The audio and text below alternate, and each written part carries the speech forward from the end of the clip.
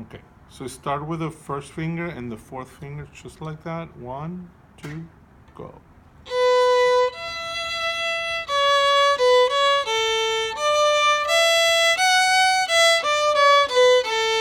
Then low 2 on the E string,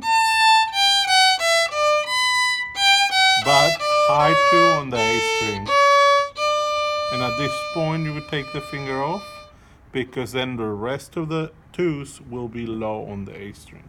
But as far as this part, all the 2s on the A string are going to be highs, high 2. So high,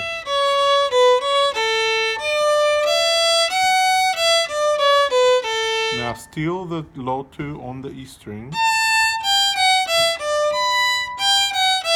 high, and take the finger off, and the next part is with all low 2s on the A string. So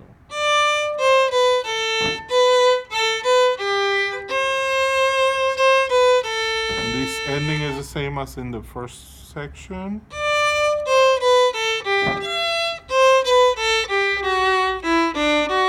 One, 2, 3, and retake and do it again.